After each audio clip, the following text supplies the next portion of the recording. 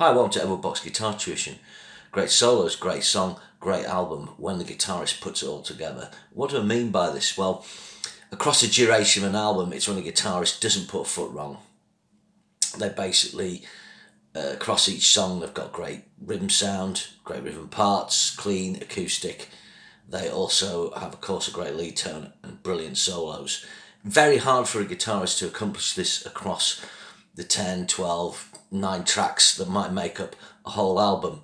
But I'm going to pick 10 where I think they nailed it. Now, of course, you will have your own version of this, so feel free to put it in the comments. I'll pick a few that just missed a cut. One was Lightning Strikes, Akira Takasaki, Loudness, 1986.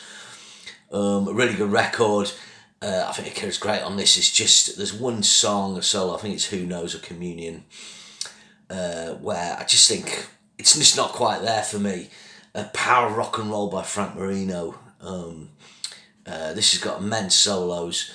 I think Frank's not totally renowned for his riffing, but the songs are really good on this album, but there's kind of maybe one or two where he falls short a bit. But this is a big impression on me when I was younger. Number one, two albums, John Sykes, 1987 and Blue Murder. Crazy guitar sound on this, some crazy soloing. But just not, sometimes he leaves taste at the door on, a solo here and there. And it just doesn't quite get there, but he's very close. I had to have a couple of Uli John Roth, I love to put an Uli in here. But his own solo stuff, the songs are very variable. Scorpions in Trance and Virgin Killer are great. Performances, but again, there's maybe the odd song solo that's not quite there as much for me. And later on, he kind of got more technically accomplished Uli, but just never quite all came together. But I'll pick my albums anyway. First off, I'm going to start. This is in no particular order, but I will pick my favourite. So, Trilogy by Yngwie Malmsteen. So, the Alcatraz album, Not Disturbing the Peace, No Parole from Rock and Roll, was a close one with this. I think the rhythm guitar sounds better on that. I love his tone on that. As I've got older, I preferred the less gain on that. He really just play some spectacular stuff on that. I didn't go for Rising Force because the vocal track's a bit crap and the production's bad. Again, Marching Out, some really cool songs on that solos, but it just sounds like it's recorded in a sock a bit. But Trilogy of the Yngwie self-produced albums, those first group of ones, I think he nails like a pretty cool guitar sound. Everything's very loud. Of course, the lead tone's immense. He does lovely acoustic work on Trilogy, Sweet and Crying. The solo's just insane on this. I think if we're honest, there is quite a bit of comping on this. Allegedly, he linked up to, was it 24? I think he linked up to 48 track machines. I think they bought in another 24 track desk, reel to reel, sorry, Mark Bowles has said. So he was recording a lot of guitar solos, and you hear some cuts on this, like in the Queen is in Love solo. But the solos are so loud on this, but when they're this good, just an amazing playing from the very first track, Remember I'll Never Forget, to the very last track, Trilogy Suite. All the tracks are really good. Dark Ages, almost, dropping the ball, but it's pretty decent. I just think Yngwie, this is my favourite. It's almost like he took all the licks and all the ideas he had in the previous albums and just put them together in a kind of best of Yngwie. So that's my choice. Next one's Dangerous Attraction by Lion, Doug Aldrich. So obviously Doug Aldrich has got a lot more popular since his duration with Dio, but I first got into him on this album. And I was looking back at it, and I just think Doug does a really great job on this album. He's got this kind of heavy chainsaw-like guitar sound, but it's got clarity, it's got a lot of beef. They've not had a big budget for this album, I don't think, but it's quite heavy, so even though it's fitting into the hair metal trope, I appreciate the rawness of it. I think he might have, quadruple track the guitars, and it's very big. A lot of his solos are double track, which means he's planned them out. And his double tracking is really good, but the other point is it means the solos have a really good structure. Doug later on can fall back on his stock licks, and you hear the same idea sometimes, quite often, but on this, he tends to have different stuff going on in each track. As for the songs, the cheesy fist in the air hair metal anthems, but I think they're good. And even on lesser solos towards the end, like After the Fire or Shout It Out, he still crafts really good lead breaks, rhythm parts. And he gets in some of his very best solo work on Fatal Attraction, Hard and Heavy, Armed and Dangerous, Never Surrender, you know. Is it Death on Legs or is it Power Love? I'm not sure what finishes Salmon, but particularly Salmon's really good. And I had to get a Doug in there, and this is my favourite batch of Doug. There's solos later on Hurricane and things like that that may be better, but he really put it together on this. My next choice, I'm going to go for Tony McAlpine, Maximum Security. Project Driver was a close one on this, but the production's not as good. But on the Maximum Security album, I mean, the songs are all great. The rhythm guitar sound looks really good. He comes up with good progressions and good riffs to pin his melodies and solos on. And the playing's just phenomenal on this, and he brings out amazing performances out of George Lynch and Jeff Watson as well. Still my favourite guitar instrumental album, probably one of the few I still go back to. I don't go back to many, but this one always gets to play. Just because the songs are so good, they're so exciting. It's less than 40 minutes long. Brilliant. Next up, Eat 'em and Smile. You know, over the years, Steve Vai, I've kind of moved away from more, you know, still love him.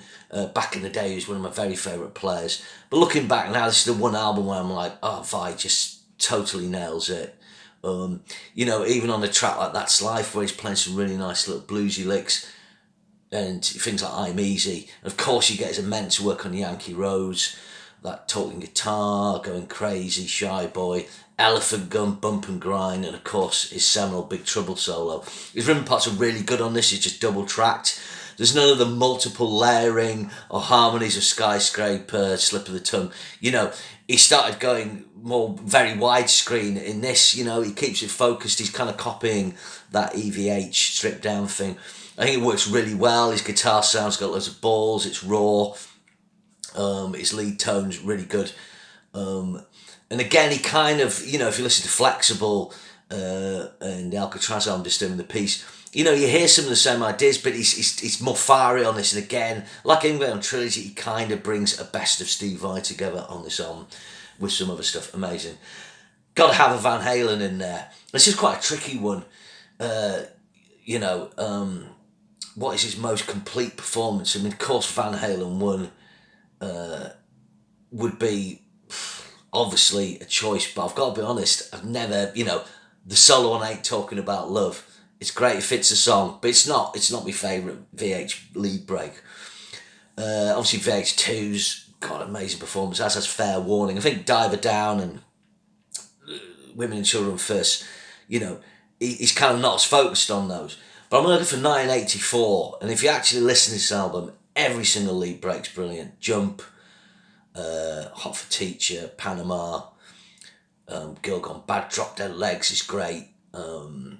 Top Jimmy's got a great solo. House of Pain, his rhythm guitar was great. I think he's double tracking on this the first time. He's really tight. He's his great tapped harmonics on Girl Gone Bad, and he's got these all crafted into these really dynamic diamond hard rock songs. And I just think, you know, sometimes people knock this album because it's more commercial, but I just think it's such a consistent record. So, oddly enough, I'm going to go for this as like Eddie Van Halen's like most complete performance. Not necessarily his best, you know, on some songs like Dirty Movies, Crash Mean Streets, I'm the One. You know, there's other tracks, but across an album, I think he got it spot on. Next one, this is a close one. You know, Ronnie Latecro, TNT. You know, Tell No Tales would be a hair's breadth away from this. In actual fact, I do think he gives a complete performance. But I'm going to pick the Intuition album. Although I think the Tell No Tales album is better and has more consistent songs in some ways, I think on this album, the solos just edge it. He's got great rhythm guitar work and things like Caught Between the Tigers and Forever Shine On. He just completely excels. Every solo again is amazing. He gets a mad solo on Wisdom, his epic solo on End of the Line, and even on lesser tracks like Take Me Down, Learn to Love, which are probably my two least favourite tracks. He still puts in great rhythm guitar plays, great harmonies, great solos. Such an imaginative guitarist. He had a really unique take on the 80s shred thing. And not, he didn't shred that much really, but this is kind of his little compositional elements that work really well. Next up is Out of This World Europe, Key Marcello, 1987, 88, apologies. Love Key on this album. Big John Norum fan, but John Norum's never totally put it together across any one album.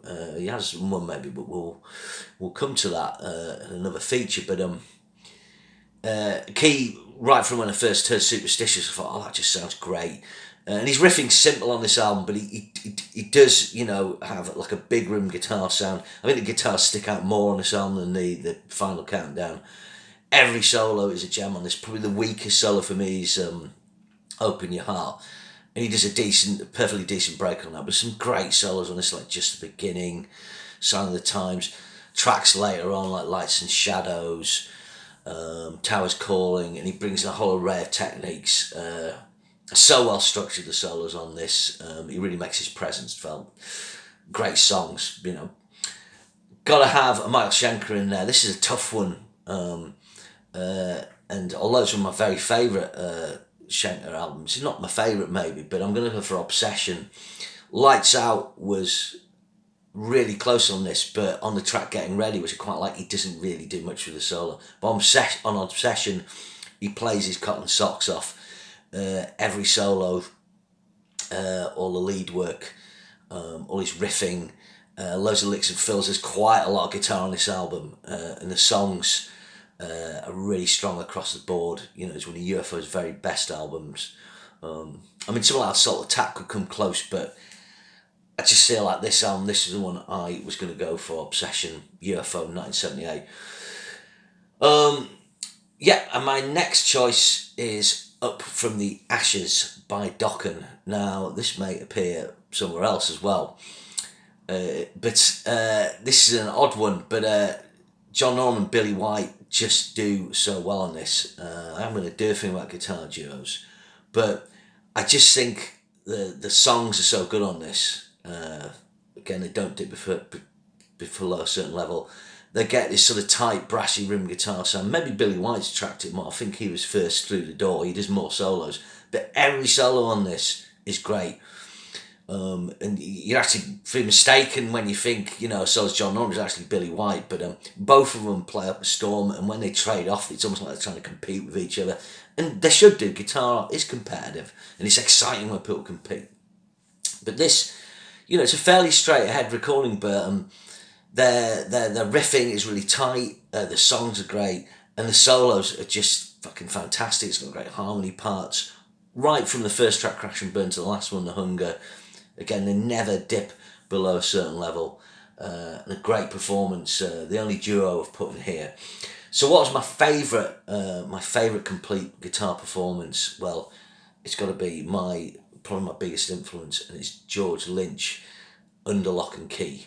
Okay, so yeah, I prefer the Tooth and Nail album for songs, and I probably do think the Back for the Attack album's better. Under Lock and Key, when I listened to it recently, was like, actually, yeah, there's a few songs do drop here, but I think George absolutely excels here. He had his best ever rhythm guitar sound. He put together great rhythm parts that are really memorable. Some really good acoustics, good clean, like Will the Sunrise, things like that. He does those across every track, and he solos even on lesser tracks like Jaded Heart or Slipping Away. He just does beautiful solos with a beautiful tone. It has none of the excess of Back for the Attack. An album which I feel's got too much lead guitar on it. There's too much sometimes. It's like there's an outro solo, there's a fill. It's like, just calm down. This, he just puts in really nice fills, really good outro solos, and perfectly crafted solos. It totally blew me away when I first listened to it, and it still does, because it's the perfect blend of what I call melody and muscle. He's got melodic, he's got fire, but he's got those chops in there, and he's not trying to kind of stretch out too much. There's that argument that George Lynch later on, sometimes he'd attempt things technically, and maybe he didn't totally have the chops for honest, whereas on this, he's kind of using his fluid legato and his interspersed alternate picking to create excitement. So that is my top choice personally of an album where I'm like, oh, I just love what that guy did on that album.